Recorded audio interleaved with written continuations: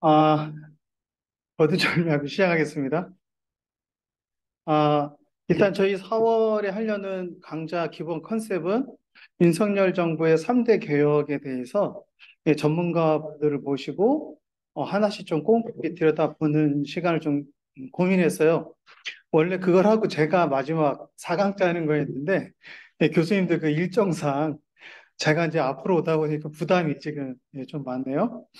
일단 노동개혁은 그 경기대학교 유성민 교수님이, 교육개혁 관련해서는 교원대학교 김성천 교수님이, 그리고 연금개혁 관련해서는 부경대 김정우 선생님께서 현 정부의 개혁안에 대한 리뷰, 다음에 대안, 평가 이런 이야기를 좀 해주실 겁니다. 저는 뭐 이 세 분들 이야기에 대해서 제가 그분들보다 당연히 알지도 못하기 때문에 뭐 지금 특별한 코멘트 할 것은 없고요. 근데 이 세 가지 정책에 대해서 여러분들이 이제 기본적인 내용을 안다는 걸 전제로 한번 생각을 해보면 이 세 가지 정책에 좀 관통하는 내용이 있지 않나 이런 생각이 들어요. 예, 몇 가지 좀 질문을 좀 던지면서 같이 답을 찾아보면 이 정책들을 통해서 이익을 얻는 사람들은 누굴까? 누굴까요? 최선호 선생님 누구라 생각하세요? 이가 오른쪽은 기득권이죠. 네, 꼭 기득권. 정점에 있는 사람. 아, 그래요? 아, 일단 예를 들어서 교육 개혁을 보게 되면은, 그러니까 뭐라 그럴까요? 그 엄마, 아버지, 그러니까 부모님의 백그라운드가 투영이 많이 될 수 있게끔 설계가 될 수도 있죠. 다시 자사고나 외고 이런 것이 부활이 되게 되고, 이제 그렇게 되면은 다시 사교육이 심해질 것이고, 초등학교, 중학교에서부터 입시 전쟁이 지금보다 많이 더 훨씬 심화될 가능성이 높겠죠. 그렇게 되면은 대학에 있어서의 어느 대학을 입학하는가라고 하는 부분이 더 좁아지는 더 병목 현상이 일어나겠고, 그것에 대한 어떤 이제 기대 가치가 높아지게 되니까요. 그만큼 지키려고 하는 다양한 힘의 관계들이 작동할 가능성이 높아 보이죠. 그러면 또는 노동 시간에 대해서는 어떨까요? 재밌는 거는 우리나라 노동법에는 40시간 노동으로 되어 있어요. 근데 갑자기 어느 날 52시간이 마치 법정 규정 그 노동 시간인 것 같아요. 40시간이면 하루에 8시간 5일 근무하는 거지 않습니까?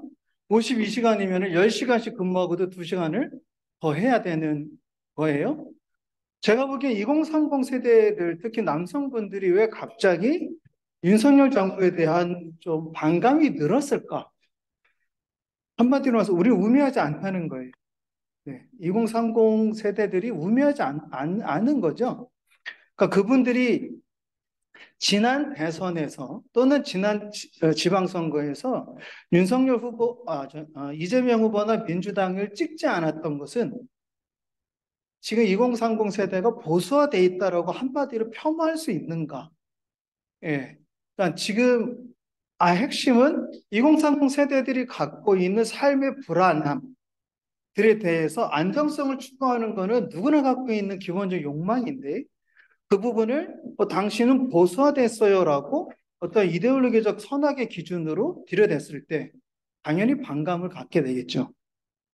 그들은 그들 나름의 어떤 세계가 있고 판단 기준이 있었으리라고 좀 봐요. 지금 역시 윤석열 정부가 갑자기 40시간을 52시간으로 말하고 갑자기 69시간으로 말했을 때 이들이 갖게 되는 당연한 생각들이 있지 않았을까 싶습니다. 즉, 그러면 이걸 왜 했을까? 왜 했을까? 당장 대기업보다는 중소기업들에게 도움이 될 수 있을지 모르겠습니다. 그죠? 예. 기업을 경영하시는 분 입장에서는 도움이 될 수 있을지 모르겠어요. 그런데 과연 이게 좀 긴 롱텀으로 봤을 때 기업에게 도움이 될까요? 지금 기술 경쟁이 굉장히 심해서 최근에 미국 언론에 많이 나오는 단어들 중에 하나가 이노베이션 파워 또는 뭐 테크노폴라티 이런 단어들이에요. 즉 기술이 패권을 결정한다 이런 내용입니다. 이런 시점에 과연 우리나라 기업의 이 그러니까 뭐랄까, 이제 노동자들에 대한 권익이 높아지는 거가 또 한편으로는 기술 경쟁력을 높일 수 있는 내적인 압박률이 될 수 있는 거잖아요. 다 좋은 것도 없지만 다 나쁜 것도 없는 거죠. 과연, 어, 이 노동 시간을 69시간이라고 하는, 뭐랄까, 이렇게 이제 만들어냈을 때, 당장 기업들이 이익을 볼 거라고 생각할 수 있지만, 정말 그럴까? 오늘 저희가 좀 얘기하고 싶은 거는, 어, 정책과 정치의 관계들이 어떻게 맞물려야 되는지에 대해서 좀 살펴보고자 합니다. 일단 들어가 보려고 하는데요.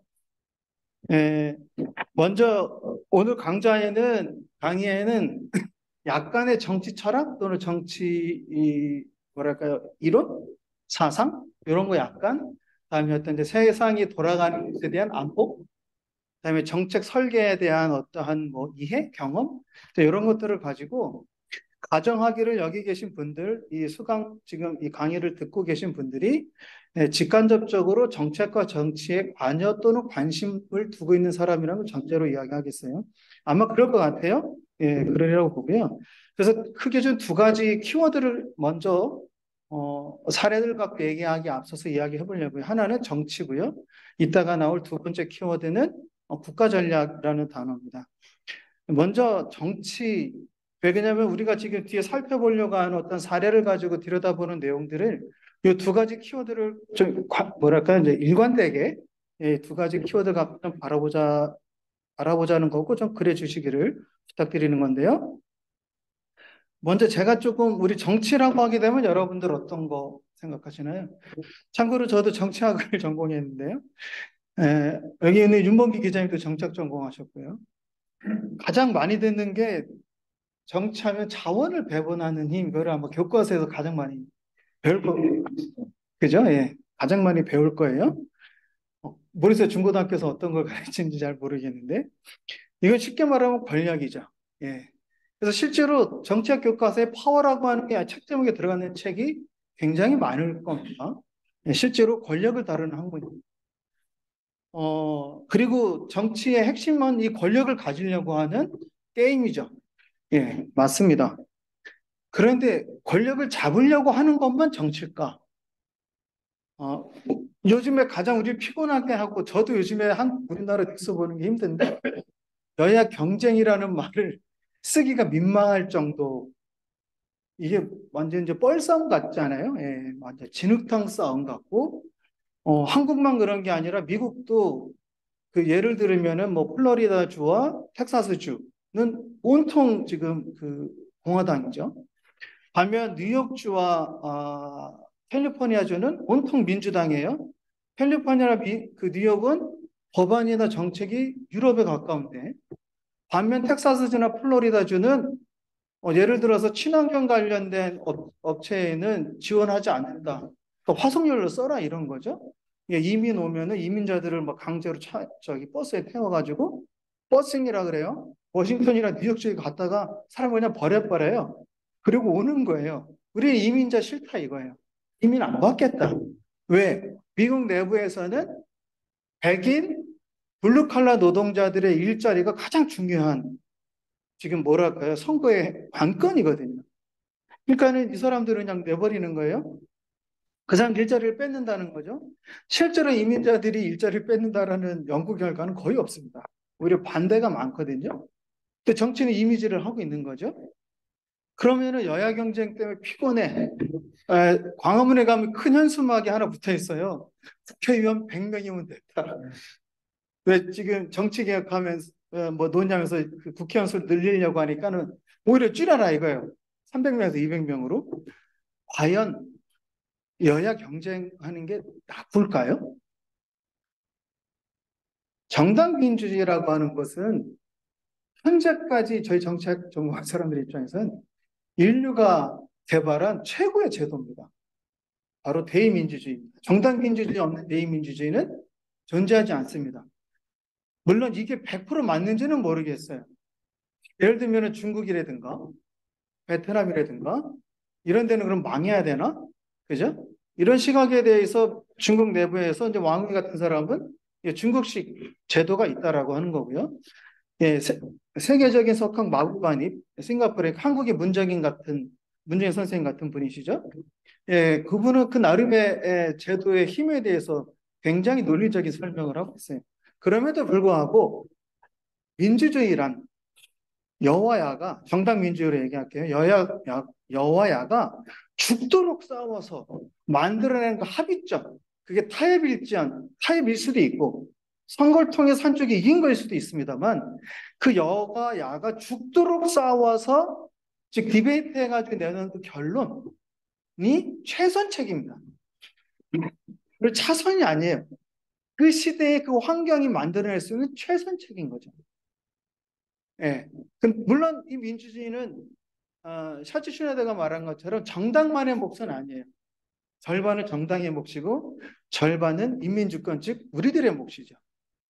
어, 대중과 정당이 함께 만들어가는 것이 정당 민주주의고 대의민주주의고 오늘의 민주주의다. 이게 샤츠 슈나이드의 핵심 주장인데요. 그렇습니다.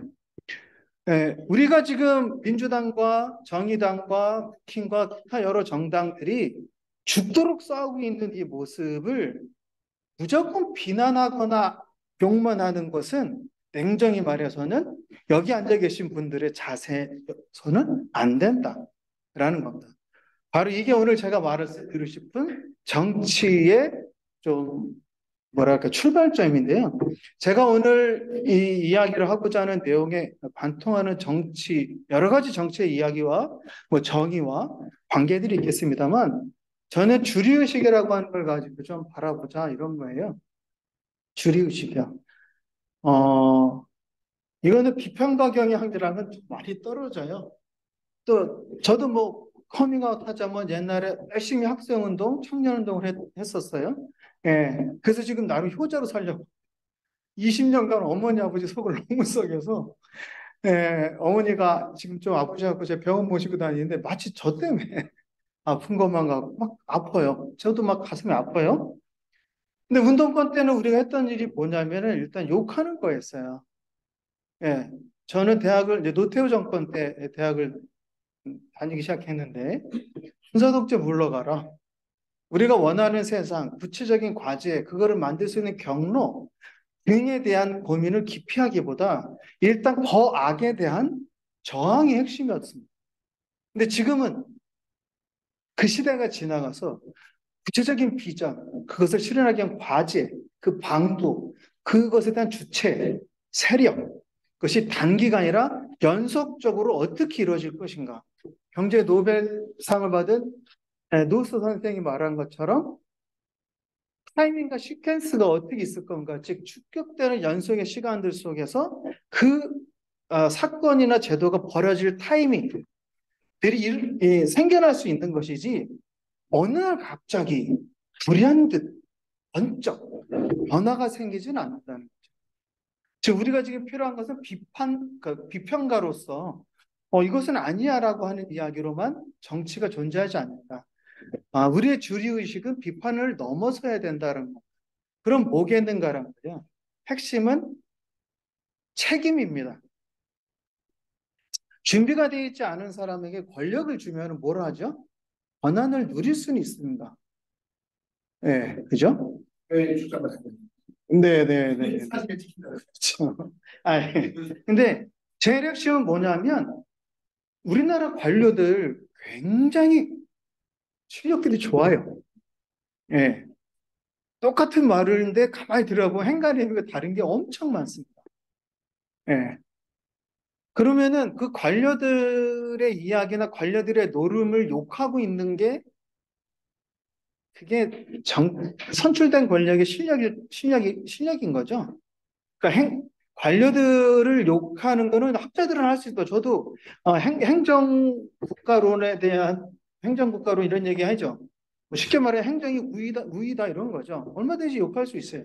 근데 정치의 일선에 서 있거나 그것에 준하는 관계된 행위를 하는 사람들은 관료를 욕한다고 답이진 않아요. 책임이 있어야 됩니다. 권한만이 아니라 책임을 질 준비를 하고 있는가.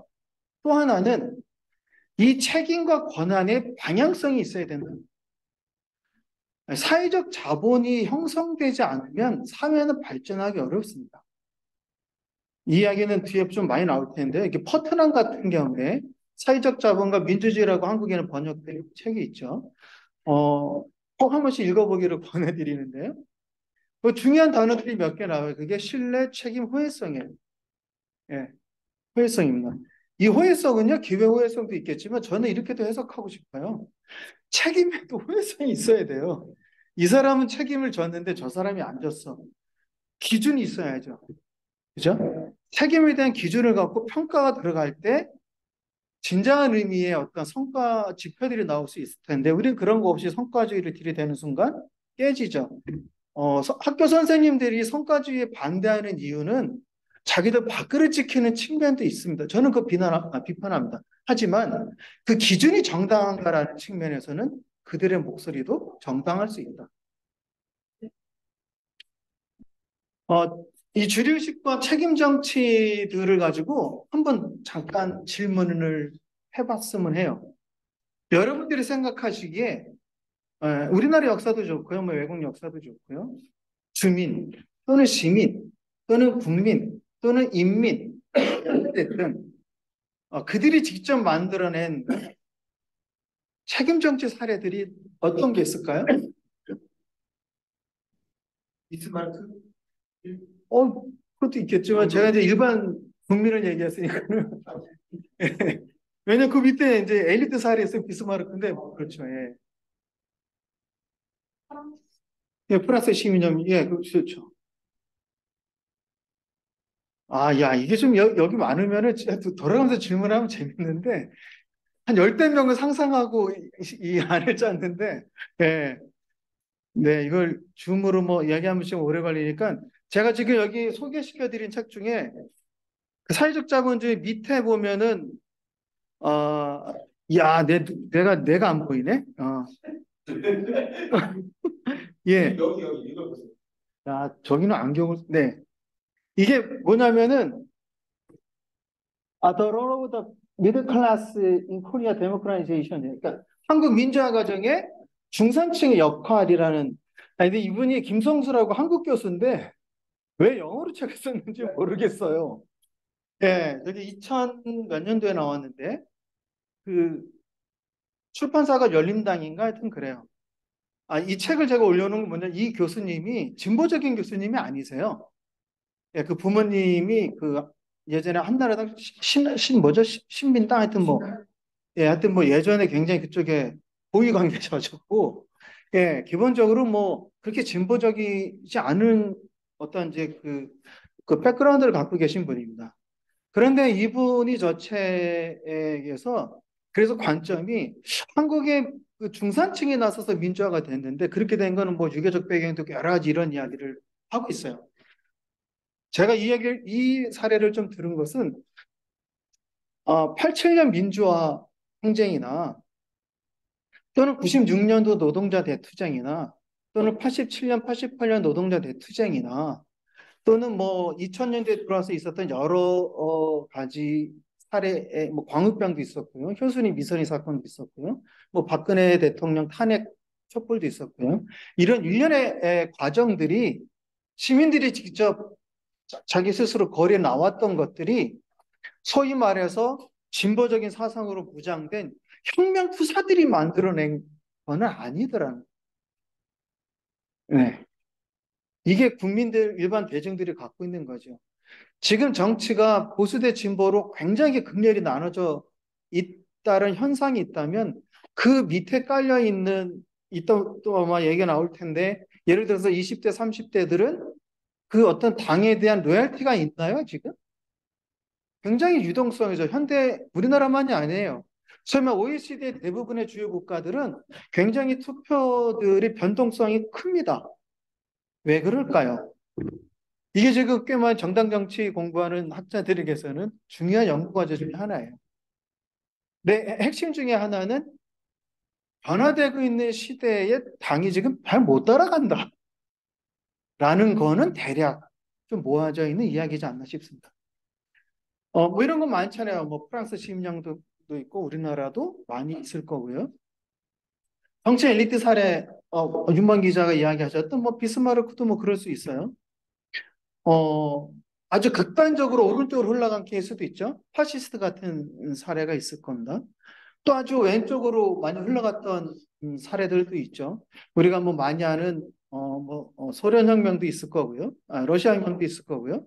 중국의 마오를 중심으로 한 혁명도 있을 거고요. 뭐 베트남이나 니카라 같은 여러 나라도 있을 거고 아프리카도 있을 겁니다. 또 그 과정에 아프리카 같은 경우에 사례를 들어보면 왼쪽과 오른쪽을 많이 오간 사례들도 적지 않습니다. 그런데 이런 데 보면 성공했어. 그런데 실패한 사례도 있죠. 계속 성공을 못했어. 대표적인 저는 이제 소련 같아요. 예, 소련 같아요. 왜 그랬을까? 저는 결국 여기 핵심은 어, 대중들과 함께 만드는 세상에 대해 준비가 돼 있었나? 라는 고민입니다. 그래서 저는 여기 나와 있는 책들은 뭐랄까요, 어떤 사회적 자본과 책임에 대한 것들에 대해서 좀 몇 개 좀 소개를 이렇게 할 건데 아마 이따 기회가 있으면 좀 얘기해 볼게요. 그래서 제가 중요하게 왜 안 넘어가지? 예. 바로 뒤에 있군요. 죄송합니다. 제가 준비가 이게 뭐 다른 일이 많아서 한 이틀 만에 이 자료를 만들다 보니까 말로 떠들고 싶은 내용들을 많이 지금 라이팅을 해놨어요. 요 앞에 지금 보시면은 요 오른쪽 맨 아래 시칠리안 마피아라고 하는 이탈리아 학자예요.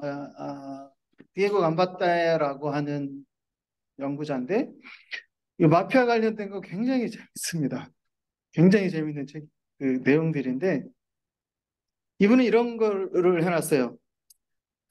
이분의 논문 중에 불신의 대가, 사회적 불신의 대가라고 하는 게 마피아다 이런 거.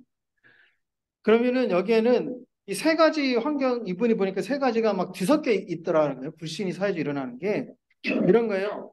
이게 이제 게임 이론에도 이런 얘기 좀 많이 사용하죠.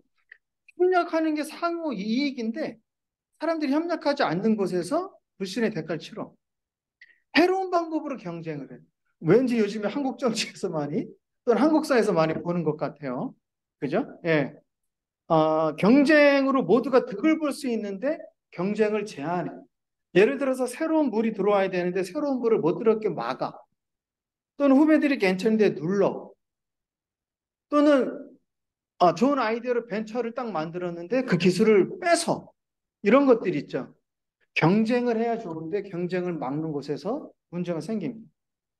그러면은 이런 메커니즘이 뭔가를 쭉 보고 이탈리아를 들여다보니 이탈리아 남부 이 티레니안 해안 주변에 이렇게 쭉 있는 시제나 섬부터 그러니까 걔네 말고 뭐냐 밑에 있죠. 그럼 이 지역에서 커뮤니티 간의 내부의 협력이 붕괴하니까 곳곳에서 붕괴하는 거예요.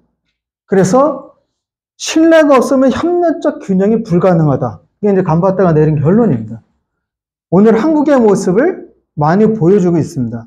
반대로 퍼트남은 이거를 피후견인 정치라고 설명해요.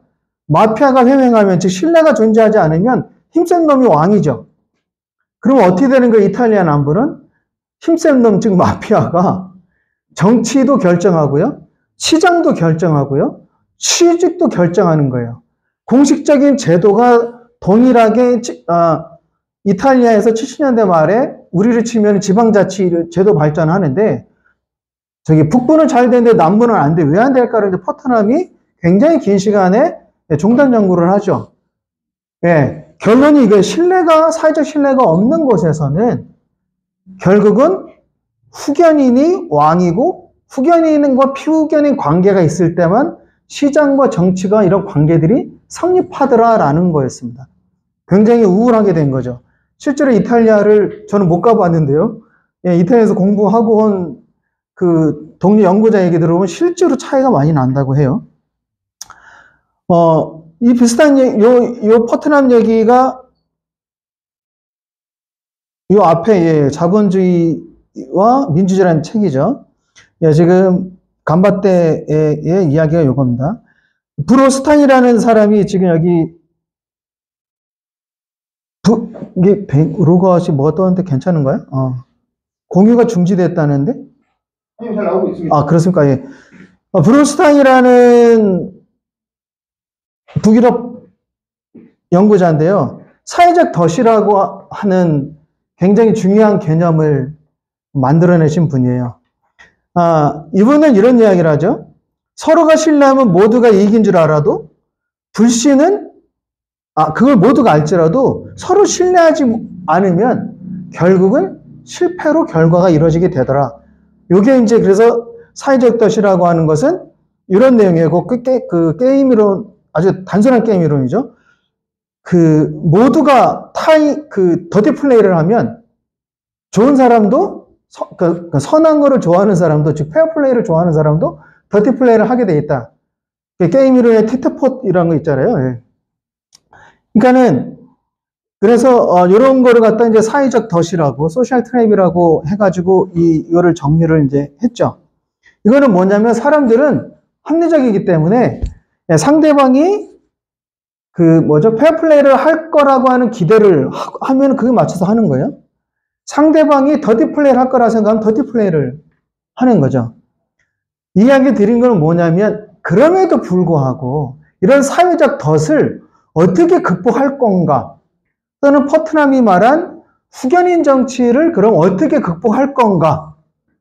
도 책임의식과 주류의식을 가진 정치 리더십이 있을 때는 돌파할 수 있다는 겁니다. 예. 그래서, 지금 한국에서, 그리고 여기 계신 분들이 가져야 되는 정치라고 하는 것에 대한 철학이랄까, 이론이랄까의 핵심은 제가 보기엔 어려울 때도 총대를 메고, 예. 좋을 때도 그 공정과 기준을 잘 지켜내는 이 정치, 다음에, 비전과 그것에 대한 과제와 경로와 주체에 대한 준비와 고민이 되어져 있는 책임 정치가 좀 중요한, 이 이야기 좀 관통한다 이런 거고요. 이 책임 정치의 핵심은 이런 겁니다. 대한민국은 정치를 통해서 집권하죠. 집권하는 개인처럼 보이지만 세력이죠. 즉 민주당 후보, 국힘 후보, 정의당 후보가 당의 힘을 가지고 대통령 선거나 국회의원 선거나 지방선거를 치릅니다. 대통령 선거를 예를 들어볼게요. 윤석열 현재 대통령이 되셨어요. 대통령이에요. 국힘이 지금 여당이잖아요. 그죠? 여당으로 되어 있습니다. 그 여당이 하는 게 뭐죠? 정당이 정부를 구성한다는 겁니다. 책임 정치를 왜 우리가 준비해야 되는가라고 하는 것은 핵심은 우리가 정당이 또는 정치 세력이 정부를 구성하기 때문입니다. 정부를 구성합니다. 바로 이게 정당 당원 없는 정당이라고 하는 꽤나 제가 보기에는 중요한 정당 민주주의, 정당 이론 관련된 책 중에 하나예요. 산업선진국에서의 정치 변화에 대해서 설명하고 있어요. 핵심은 현상적으로 우리만 그런 게 아니에요. 이 책은 OECD의 OECD의 20개 나라의 정당 정치와 선거와 이런 거를 분석한 거예요. 비교 분석을 쭉 했어요. 공통점, 당원이 없어지고 있어. 두 번째, 대중들의 정당 로열티가 낮아지고 유동성이 높아지더라. 왜 그러지? 그런데 여전히 지켜지고 있는 한 가지, 정당이 정부를 구성하더라. 정당이 정치를 통해서, 선거를 통해서 집권하더라. 이거예요. 그럼 괴리가 생겼어요. 대중정당은 뭐죠? 당원들, 대중들과 소통돼서 덩어리가 지어진 대중정당들이 경쟁을 해서 선거를 치르게 되니까 정당은 당원을 많이 갖기 위해서 노력을 했습니다.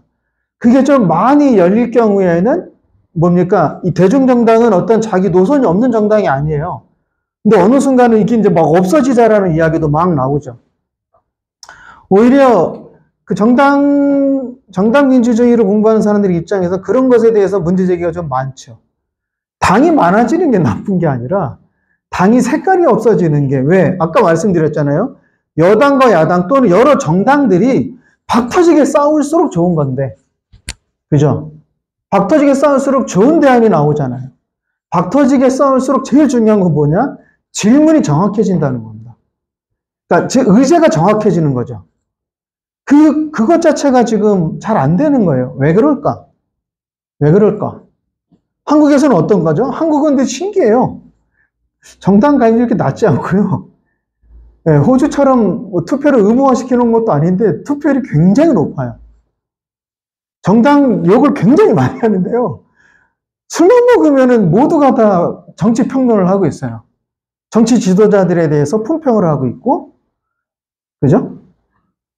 이게 지금 한국이 갖고 있는 역동성이라고 저는 생각합니다. 예. 그래서, 정치 또는 범정치 영역에서 고민하시는 분들은 저는 여기에 희망을 걸고 동시에 준비를 많이 해야 된다. 예, 이미지를 넘어서는 것에 대해서 준비를 좀 많이 해야 된다. 자, 주류의식과 책임 정치에 대한 거를 놓고 보면 구체적으로 두 가지를 가져야 될 것 같아요. 하나는 집권 능력입니다. 야, 이거는 얘기할 게 없어요. 대한민국의 정당 내지는 정치 관여자들은요, 제가 보기엔 세계 최고의 선거 전문가들입니다.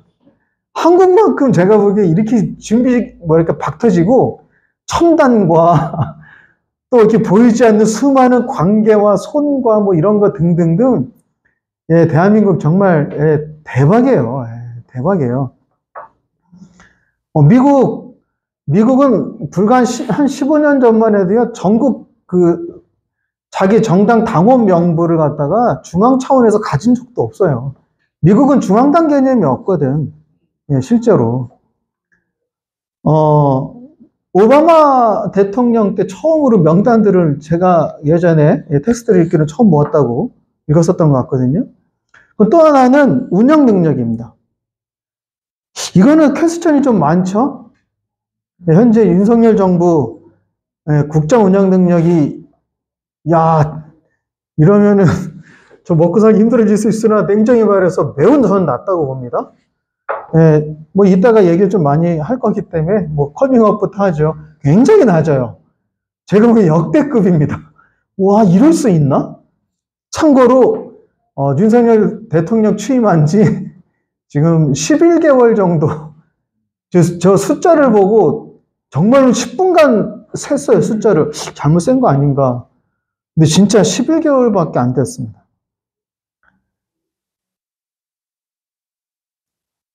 넥스트 브릿지의 성격을 하나 말씀드리면 저희 이 연구자 네트워크인데요. 운영 능력에 대해서 좀 뭐랄까 포커싱을 두고 있는 네트워크입니다. 제가 이거 말고 명함 조금 더 있어요.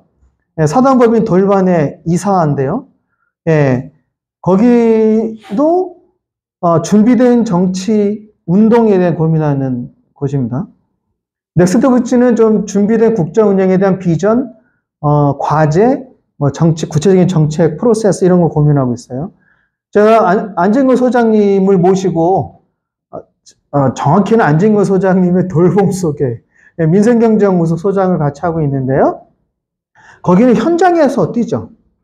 예, 민생 현장에서 구체적인 아젠다를 가지고 현장에서 부딪히고 있습니다. 이런 고민들을 좀 많이 하고 있어요. 운영 능력에 대해서. 자, 두 번째 엑셀 말입니다.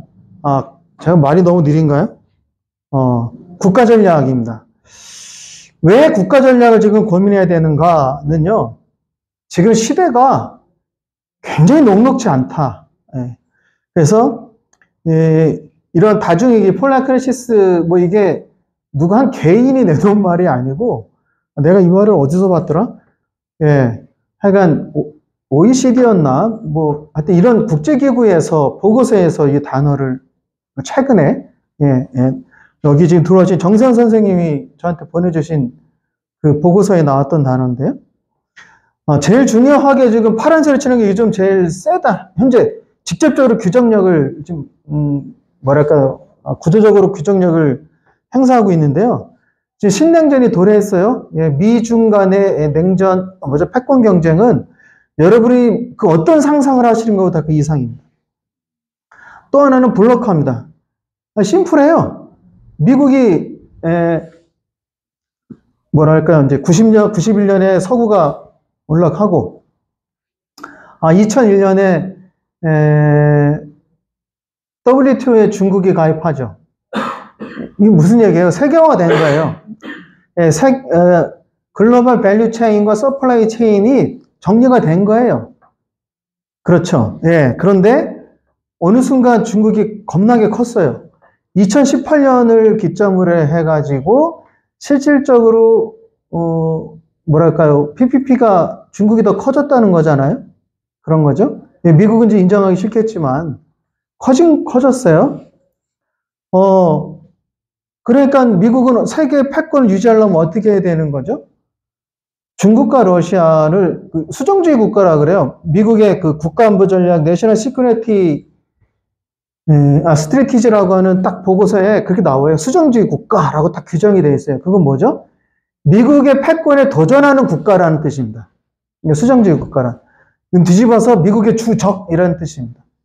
그 주적도 등급이 있습니다. 중국이 1등이고요. 러시아가 2등이에요. 22년 10월에 나온 보고서에는 중국을 완전히 제끼고 러시아는 현 상태에서 봉쇄한다, 억제한다 이렇게 돼 있거든요. 그러니까 경제적으로는 어떻게 돼요? 저들을 고립시키는 건데요. 이거는 냉정히 말하면은 미국 중심으로 미국말 듣는 사람들로만 경제 시장을 밸류체인을 구성하겠다라는 뜻으로도 볼 수 있죠. 중국이 너무 큰 거죠. 자기 밥그릇 지키겠다는 뜻이에요. 여기에 에너지 디지털 전환 시대고요. 4대 위기, 인구, 경제 불평등, 기후, 이거 제가 얘기한 건 아니고요. 근데 이 위기 또는 이 전환, 이런 세계 질서의 변화가 각자 자기 영역이 있겠지만 얘네들의 이 전환과 위기와 변화는 굉장히 밀접하게 연결도 되어 있습니다. 그죠? 간주간정, 이런 단어들도 있는데요. 그렇습니다. 그래서 지금 이렇게 큰 변화가 일어날 때 국가 전략에 대한 부분을 여기를 관통하는 인식과 이거를 관통하는 우리의 삶의 어떤 전략을 갖고 있지 못하면 굉장히 어려워진다는 겁니다. 그래서 과연 한국은, 윤석열 정부는 우리가 무조건 비판할 게 아니라 과연 그런 것이 있는지를 가지고 우리는 나름의 평가 기준을 가지고 좀 들여다봐야 되지 않을까 이런 겁니다.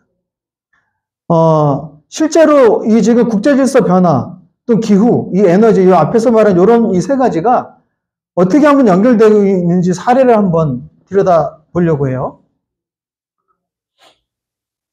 네. 이 자세한 내용은 제가 요즘에 간간히 발간하고 있는 월드브리프가 있는데요. 거기에 8-2호에 CSIS는 이제 미국의 굉장히 큰 싱크탱크인데요. 여기 보고서를 좀 정리해서 소개해 놓은 글이 있습니다. 한번 그 에너지 관련해서 몇 개 글을 같이 묶어서 좀 소개해 드렸었는데요. 이 사람들의 보고서는요, 굉장히 잘 만들었어요. 일단 편집해서 훅 죽어요. 그런데 한번 볼까요? 22년에 에너지 물류 흐름이나 이제 무역이 굉장히 드라마틱하게 유럽에서 이제 변했다라는 겁니다.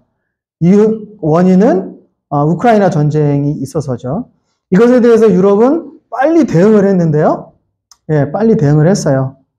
쭉 보시면은 이따가 아주 네. 근데 이 사건을 통해서 굉장히 이제 값이 많이 올라갔고요. 네. 지난 수십 년간, 잠깐 여기만 볼까요? 이게 요 내용이 뭐냐면은, 제 해석입니다. 미국이, 유럽 너희들이 그러니까는 안 된 거야. 라는 거예요. 무슨 말 한번 읽어볼까요? 천연가스가 러시아에서 유럽으로 들어가는 것에 대해 유럽은 신뢰하고 있었어요. 당연히 그럴 거라고 생각을 하고 있었어요. 근데 냉전 기간 동안 이 가스는요, 유럽과 러시아의 어떤 긴장을 완화해주는 어떤 지렛대가 됐었다라는 겁니다. 그죠? 그리고 이것이 러시아를 경제 성장시키는 담보가 됐었고요. 반대로 유럽은 안보에 어떤 담보가 됐던 거죠. 그런데 니네가 계속 그런 생각을 하고 있었잖아. 근데 이번에 깨졌지. 자, 안보라고 하는 것이 한순간 흔들리는 순간 경제고 뭐고가 다 날라가. 자, 유럽 너희들 내 말 들어야 돼라는 거를 아주 세련되게 저는 요 문장은 세련되게 나와 있는 문장이라고 봅니다. 21년부터 22년까지 요 편은요. 그 천연가스를 러시아가 어떻게 무기화를 했는지에 대한 타임테이블을 쭉 그려놨어요. 자, 그래서 위기가 왔어요. 여기부터 뭐죠? 미국이 유럽을 구했다라는 내용입니다. 제목부터 그런 거잖아요. 미국의 LNG가 유럽을 구원하다. 이런 거죠. 예. 구조한 거예요. 자, 이거를 볼까요? 예, 유럽으로 들어가는 LNG의 42% 이상 갑자기 급격하게 늘어나기 시작합니다. 이 그림이 있어요. 자, 21년 1월 1일부터 6개월 동안, 미국 LNG가 유럽으로 이제 수출에 대한 표가 22년 1월 1일부터 6월 달까지 6개월간의 비교입니다. 자, 지금 제가 돈 흘리는 거 보면은 이 파란색 실선들이 미국에서 전 세계로 LNG가 수출되고 있는 그림인데요. 자,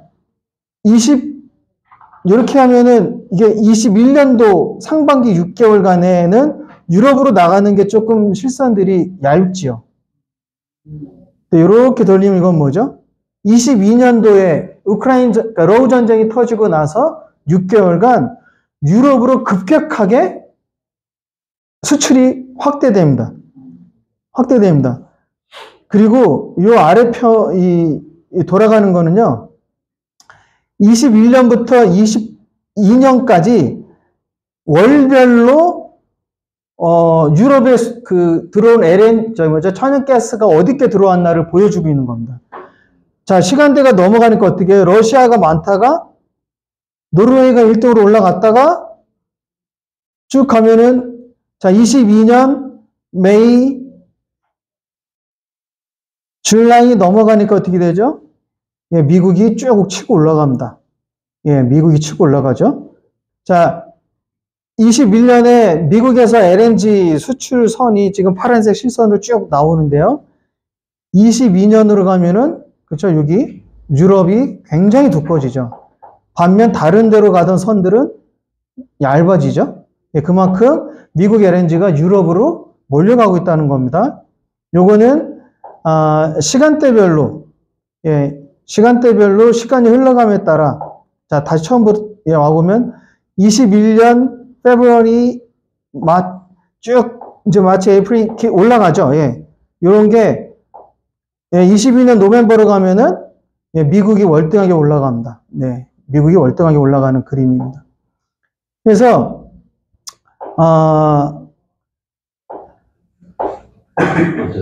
그냥 할게요. 예. 네. 그래서 이제 밑에 보면은 요 페이퍼를 계속 보시다 보면은 하나 재밌는 그림이 하나 더 있어요. 예. 밑에, 자, 요거는 뭐냐면은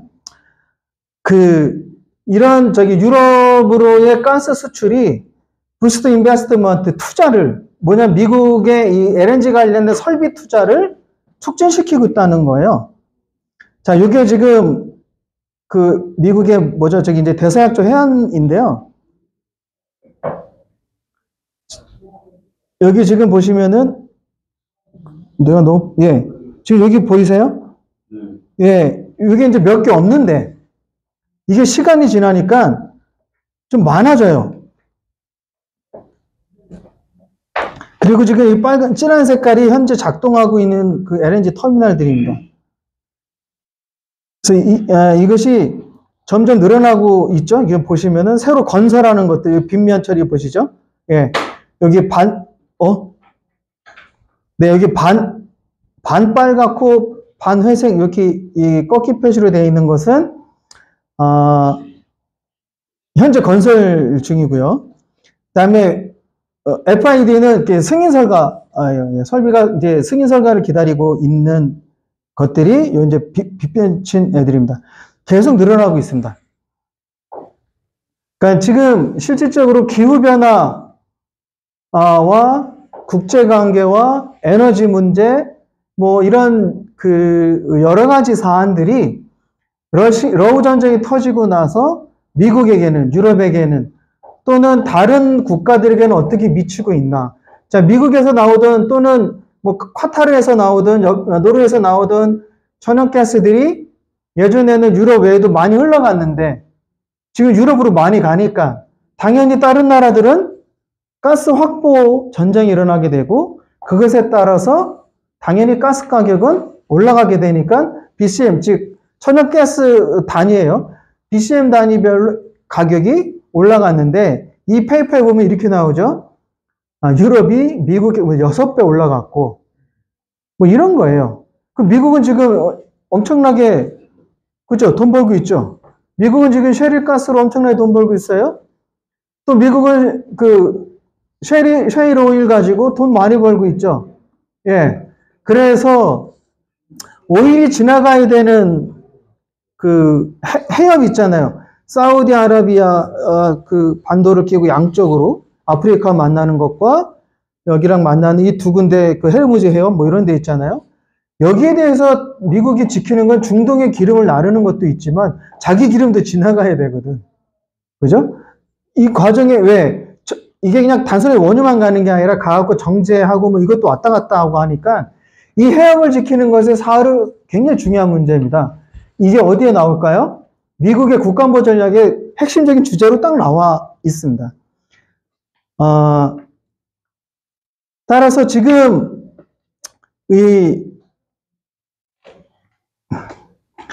세계 질서의 변화 또는 기후 전환이나 에너지 전환이나 디지털 전환 또는 어떤 경제 불평등의 위기, 뭐 인구 위기 이런 것들은 단순하게 잘라져 있는 문제가 아니라 연결이 돼 있다. 연결한 동 한마디 더 사례를 들어볼까요? 미국이 트럼프나 바이든이랑 굉장히 다른 것 같지만 2017년도 미국의 국가안보 전략에는 이런 말이 딱 나와요. 앞머리에. 예, 국가안보 전략의 첫 번째는 미국 우선주의다라는 말이 그냥 명시가 딱 돼 있습니다. 예, 명시가 돼 있습니다. 근데 이것에 대해서는 지금 바이든도 굉장히 충실하다. 왜 그럴까요? 아까 말씀드린 미국에 굉장히 중요한 건 뭐다? 백인, 블루 칼라들의 일자리. 이들을 뭐라 해야 되죠? 달래지 않고선 답이 없는 거예요. 4대 위기를 잠깐 말해볼까? 이거는 프랑스에서 최근에 나온 보고서입니다. 미래의 거대 경제 위기, 경제적 도전 이런 거죠. 여기서 3가지 위기를 말하고 있어요. 기후 위기, 경제 불평등, 그리고 인구 문제죠. 근데 이게 뭐 여기 이 프랑스에서 나온 전략 보고서만 있는 게 아니라 지금 그 세계 여러 기구들에서는 이 3가지를 공통적으로 이야기를 하는 겁니다. 근데 저는 여기 한 가지가 더 있다고 생각해요. 이거는 세계적으로도 한국도 그렇고 한국 같은 사례로 지금 말씀드린 건데요. 민주주의 이후에 민주주의를 어디로 가야지 하면서 지금 갈등이 심하죠.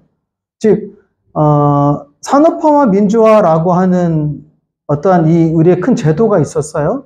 그거에 맞춰서 그러니까 기업도 하나의 제도고 정당도 하나의 제도라면 그 제도들이 역할을 했는데 행정부도 제도고요. 이 제도들이 민주화 이후에 산업화 민주화를 달성한 이후에 또는 우리가 32번째 세계 선진국에 진입한 이후에 이것에 맞는 변화된 제도가 요구되는데 앞에서 말씀드린 것처럼 정당이 일정하게 변화를 해야 이것이 제도로서 잘 작동을 할 수 있는데 이게 뭔가 지금 막힌 거죠. 그래서 전반적으로 좀 제도의 위기가 있습니다. 그런데 프랑스에서 이 보고서 굉장히 많은 학자들이 모여서 하는데요. 프랑스 학자들만 만든 게 아니에요. 50%는 프랑스고 50%는 해외 학자예요. 그러니까 미국의 굉장히 유명한 연구자들이 굉장히 많이 동원됐습니다. 그런데 여기 보시면은 이거를 제안한 학자가요, 2020년에 여기 마크롱 대통령한테 가가지고 권한을 달라 그래요. 내 마음대로 연구팀 만들고 내 마음대로 이거 저기 할 건데 대통령 허락해줘. 그랬더니 대통령이 알았습니다. 해가지고 예산 받고 사람 만들고 다 인선해가지고 상당히 긴 시간 동안 집합 연구를 하죠. 그래서 만들어낸 결과물이고요. 여기에서 찝은 이 세 가지 위기를 하고 있죠. 그럼 이게 세계적 위기이기도 하죠. 특히 이 인구 위기는 지금 그러니까 주요 국가, 선진국들은 인구가 줄고, 개발도상국도 인구가 지금 늘어나는 거지 않습니까?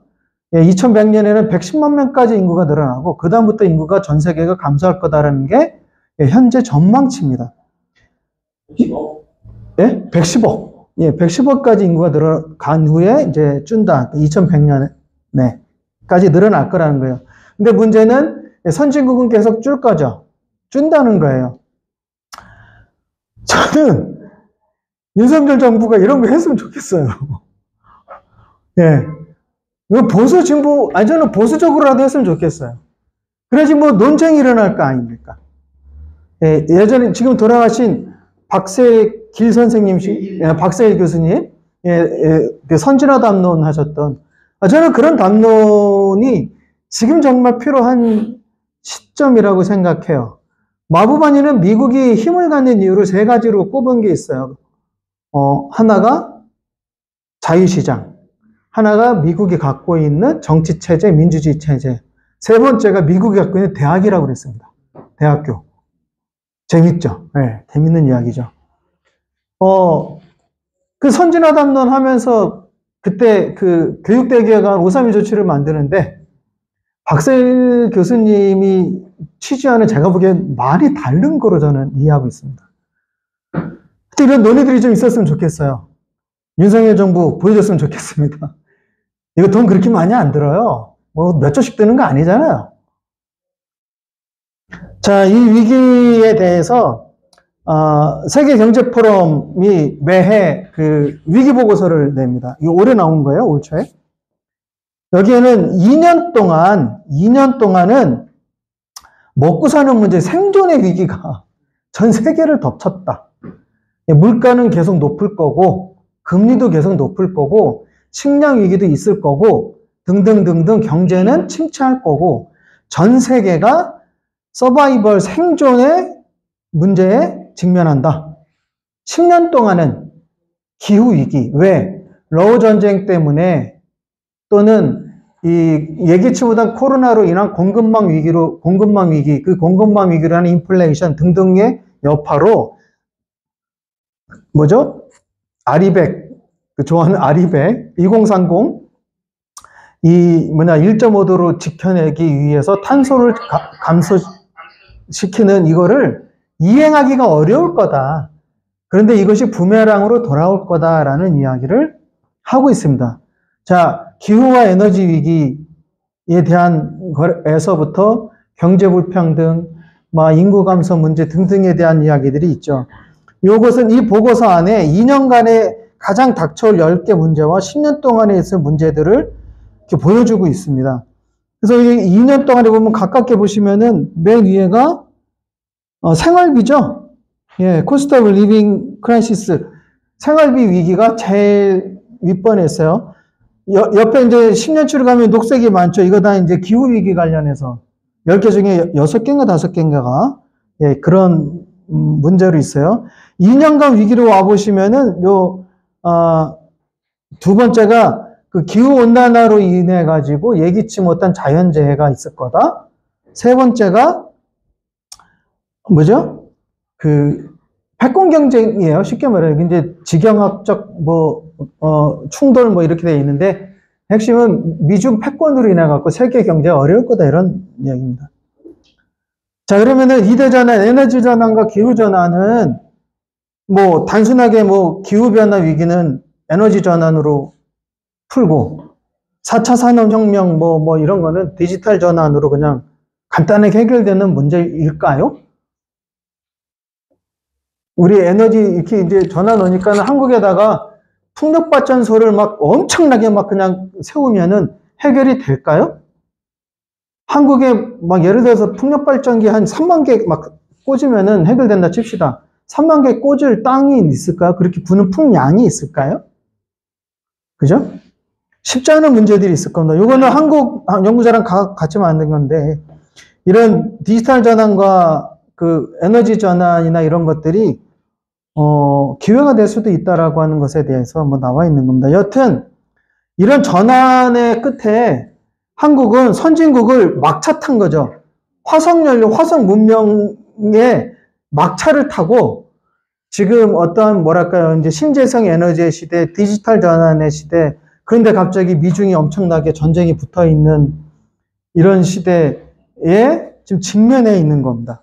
여기에 미국은 ILN이 반도체 뭐 과학 법안이니 막 이런 걸 내면서 한국한테 준수라고 요구하고 있습니다. 우리는 어떤 전략을 해야 될까요? 야, 이제 3번씩 적으러 가는데 끝내라는 쪽지가 어딨어. 몇 번까지 준비하셨는데요? 이게요, 지금 여기 60장 남았다로 PPT가. 네. 일단 여기까지만 하고 나머지는 한 번 더 불러주세요. 네, 한 번 더 불러주세요. 네. 요거는 그럼 이제 국제 질서 변화에 대해서 요걸 한번 고민해 보자는 겁니다. 이 나온 지가 한 2년 된 책인데요. 마부반이라고 싱가포르의 문정인 선생 같은 분인데, 이번에 이제 유엔 안보리 의장도 하고 그 세계 외교관 중에 굉장히 좀 시참말로 하면 끝발 좋으신 분이고요. 이런 거에 그냥 미국 가면 키신저랑 둘이 만나고 점심 먹으면서 세계 정세를 논하시는 분이에요. 그냥 키신저 만나서 뭐 이렇게 얘기해요. 날씨가 너무 안 좋아서 키신저 선생님이 나이도 많고 안 올 줄 알았는데 길을 쓰고 오셔가지고 둘이 2시간 동안 이야기하면서 미국이 중국한테 저러면 안 되지 않아? 뭐 이런 이야기를 이제 하시는 분인 거죠. 대략 아시겠죠? 중국도 마부반이 굉장히 우대합니다. 왜냐고요?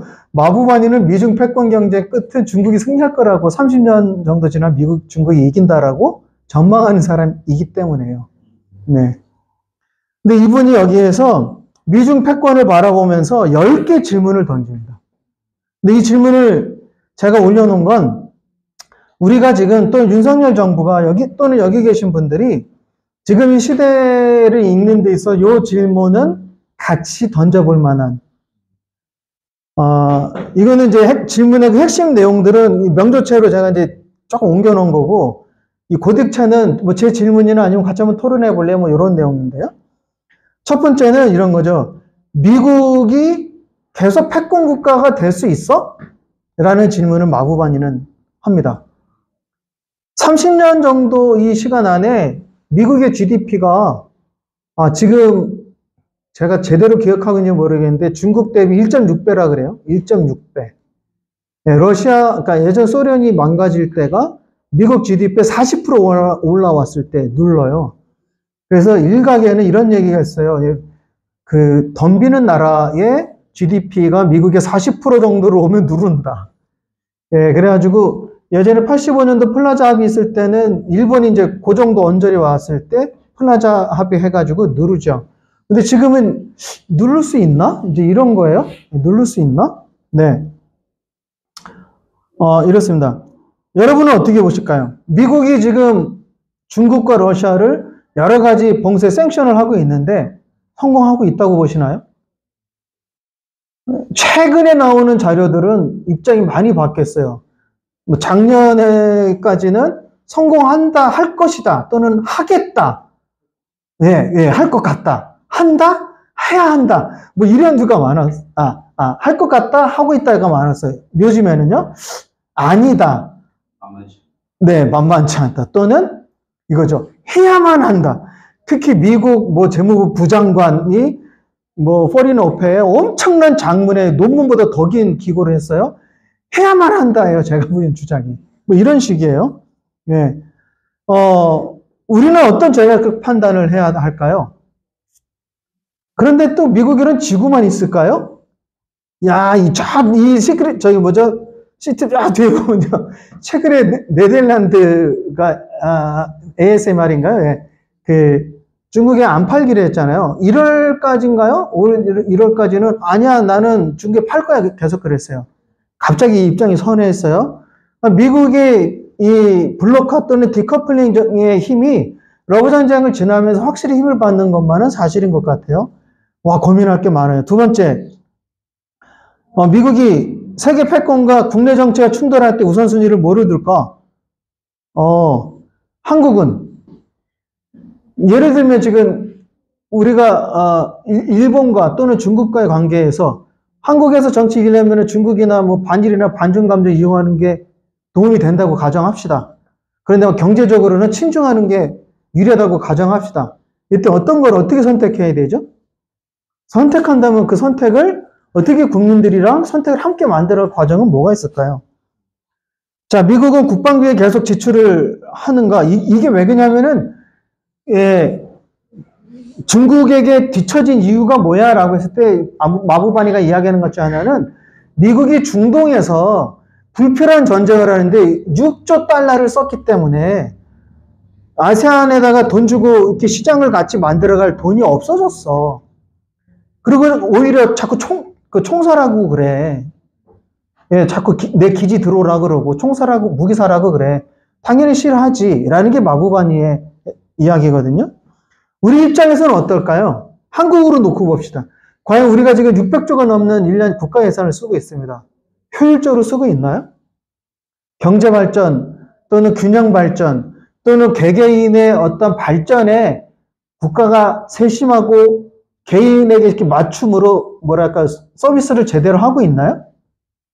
기회의 균등을 만들어주기 위해서 부족한 부분을 채우기 위한 노력을 효율적으로 하고 있을까요?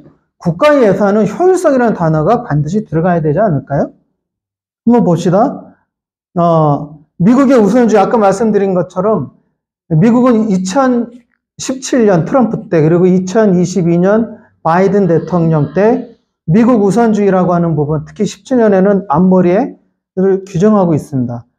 과연 이 모습이 미국의 우선주의가 우방들에게 어떻게 다가오고 있을까요?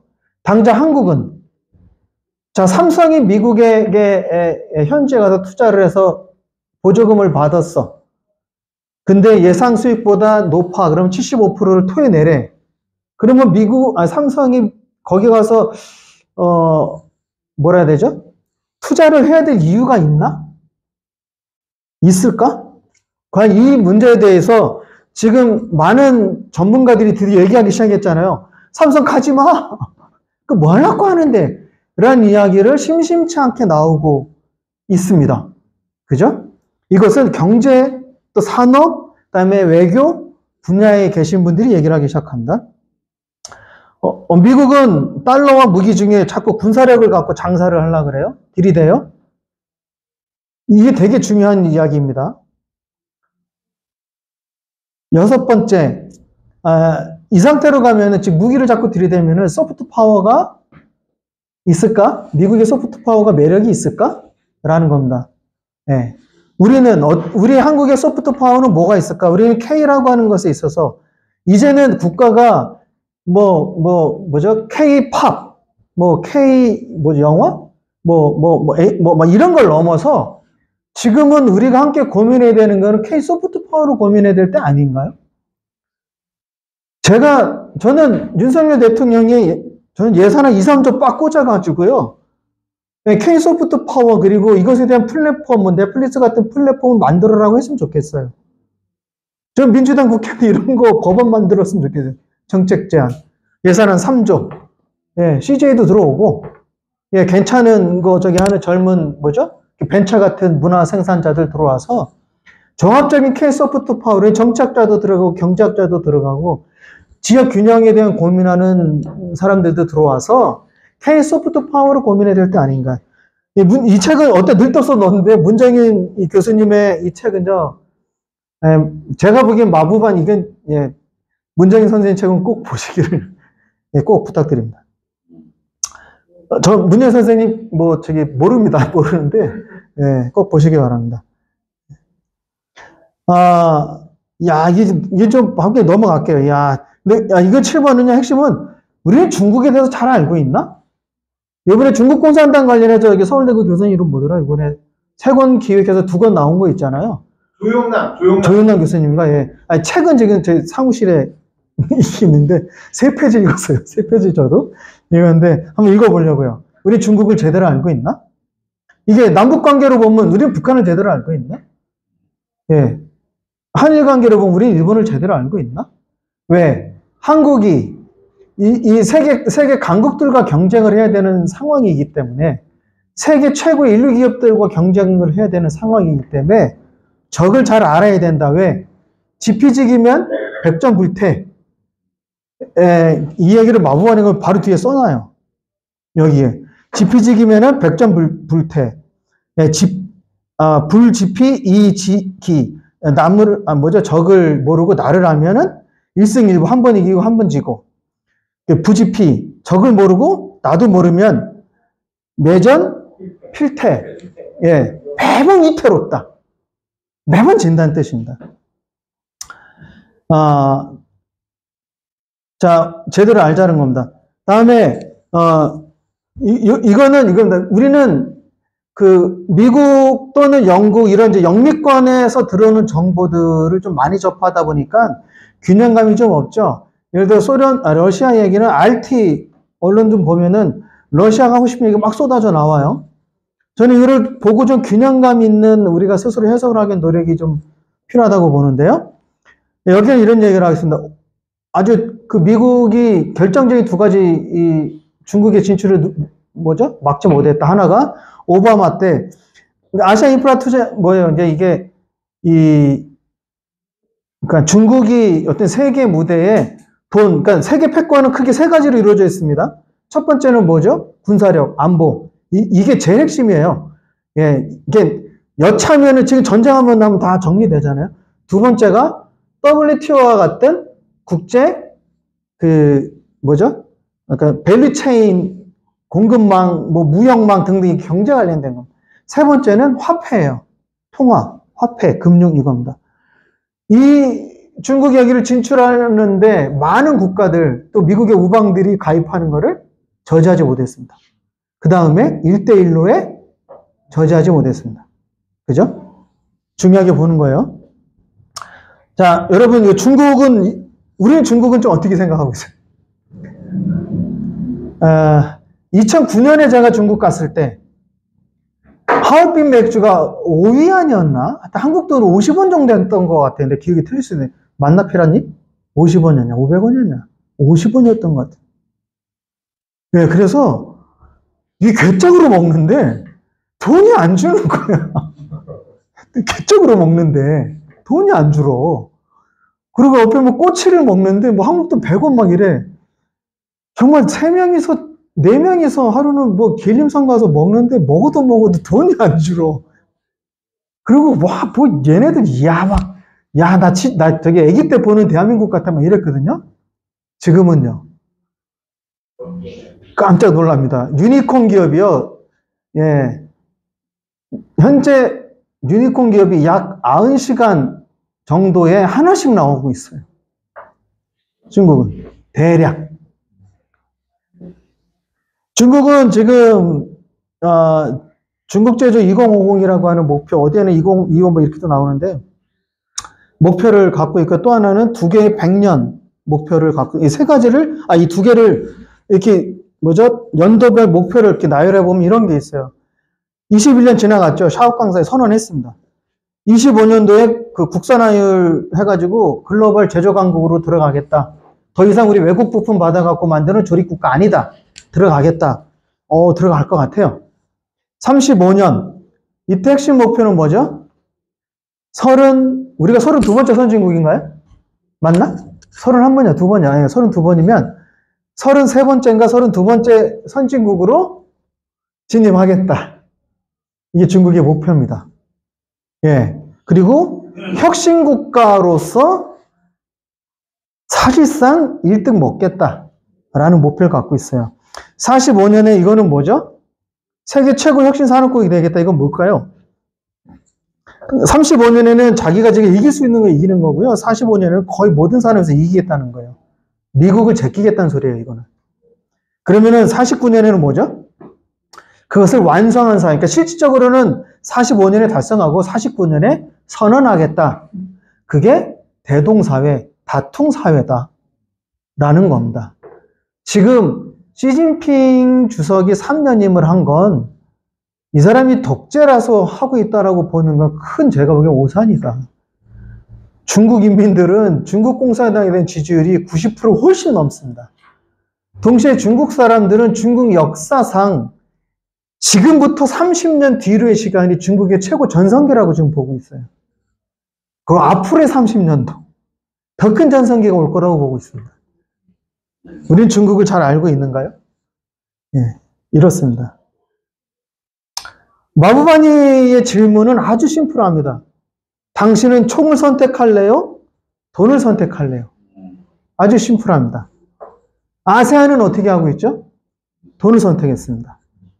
유럽은요, 특히 독일은 돈을 선택했죠. 예, 돈을 선택했습니다. 우리는요, 아세안은 돈을 선택하니까 굉장히 유연해졌어요. 그죠? 우리는 그런 기회가 없을까요? 지금은 없을까요? 자, 이 세 가지, 여기까지만 하시죠. 네, 국가 전략을 만들어야 될 때입니다. 윤석열 정부가 만들기를 진심으로 원합니다. 예, 바른 질문을 던지는 데서 있는데요. 이 얘기가 아까 말씀드린 아세안 이 얘기로 일단 맞춰볼게요.